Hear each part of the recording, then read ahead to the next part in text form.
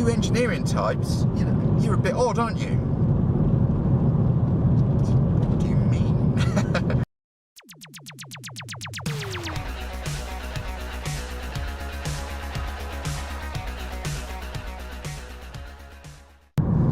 Today I'm on my way to work with a UK startup. I've called it a UK startup because actually they've been trading for years.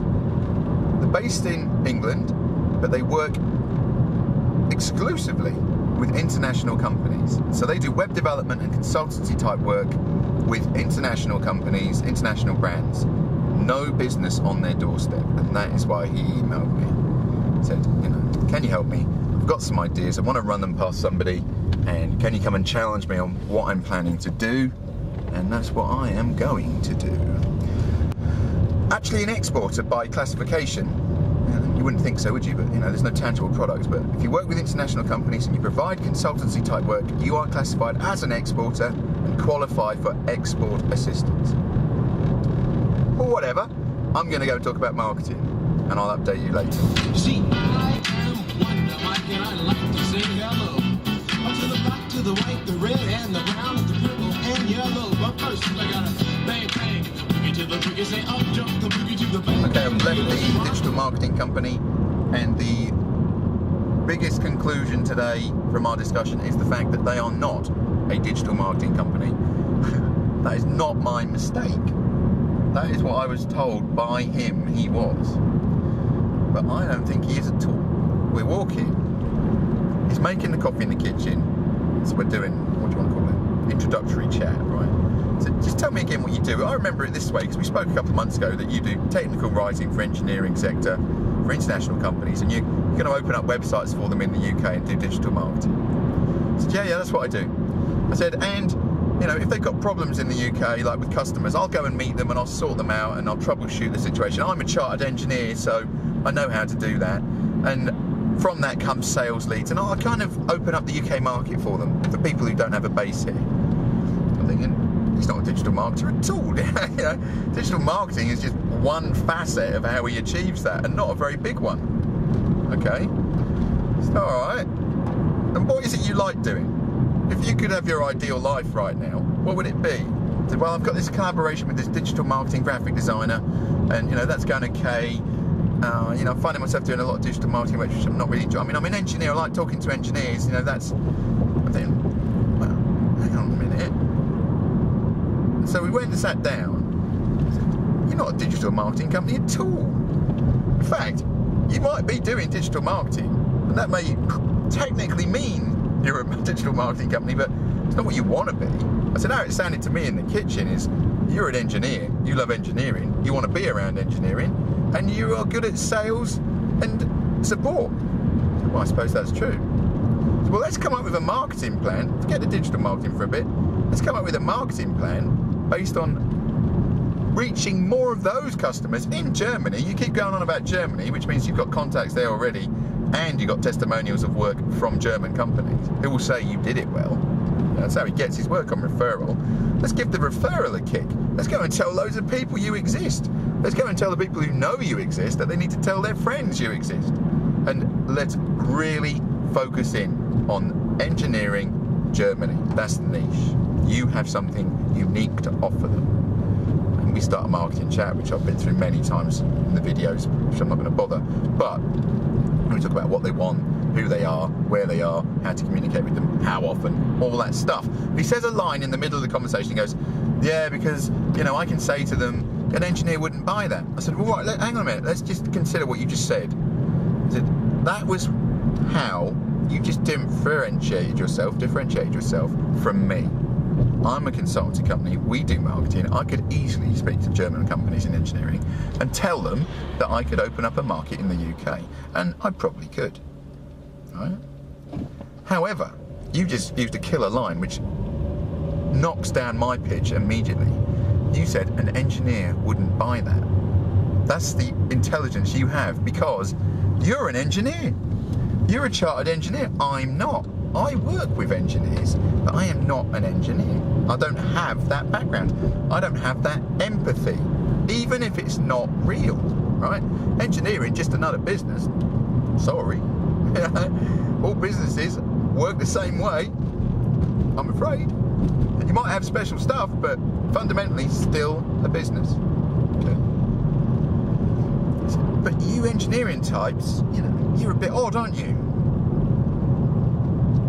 What do you mean? I said, well, I've met lots of engineers. My business partner's an engineer. I said, he's a bit odd, isn't he? I knew you'd like that one, Jonathan. But, you're a bit odd, Jonathan. The point being, why is he? Because if you get him on topic, if you get any engineer on topic, if you bring up something which is to do with, I don't know, nuts and bolts and machining stuff, anything machinery, I get right excited. And I mean it as a compliment, engineering community, all right? I really do. Really. Because you are a real community. You have, what's the word? A common belief system, which means engineers buy from engineers. They trust engineers.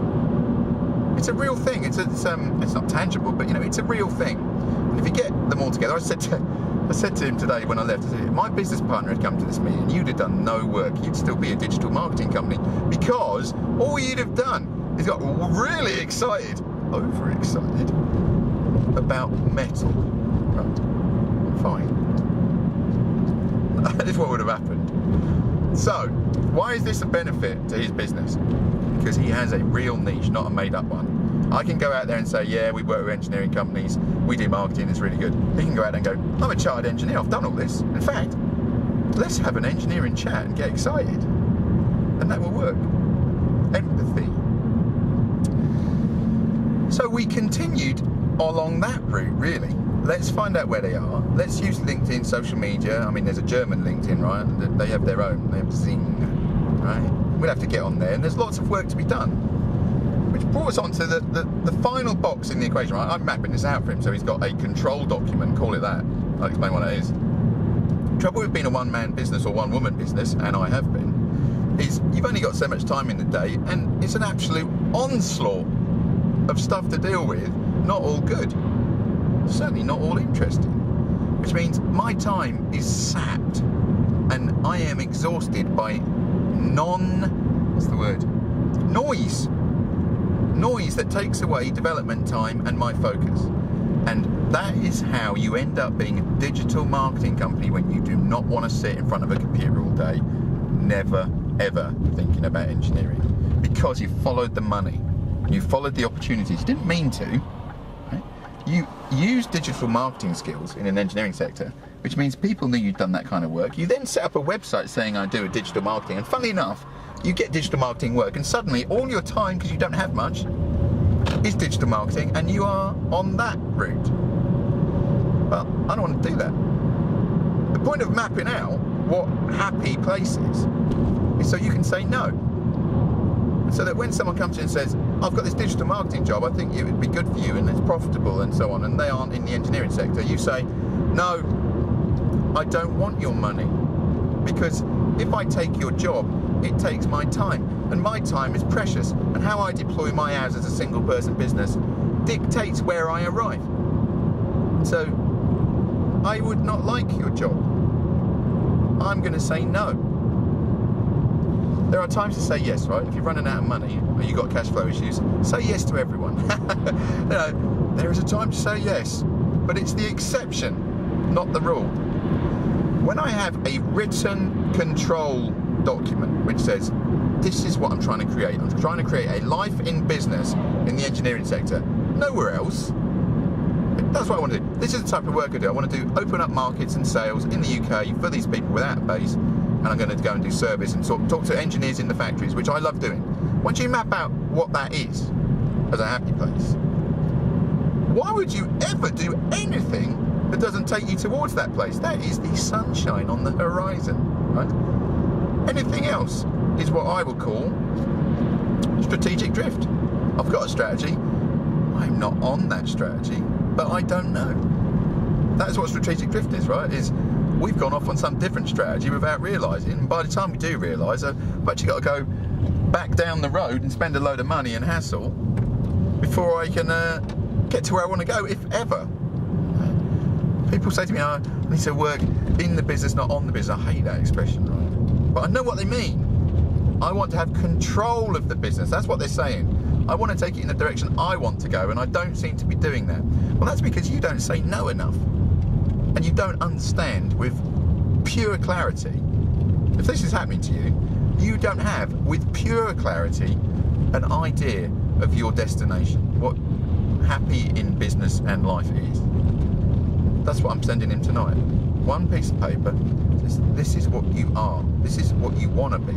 This is how you will enjoy your life in business. When you enjoy your life in business, you make more money anyway. I mean, I don't have a book on that, and there's no equation, but trust me, it's true. If I'm happy and I'm working, I make more money, I get more customers. I'm just happy. Happy attracts money, right? So I'm going to send it to you tonight. It's your control document, it's your template, it's your benchmark. It will say, this is what I want to do. It will say, these are the 3 marketing strategies that I must execute. You know, who are they? Blah, blah, blah. And there'll be one box which says, control your time. Be very aware of how you deploy your time and say no to money if it's not the right kind of money. Yeah, good advice for businesses. Say no to money.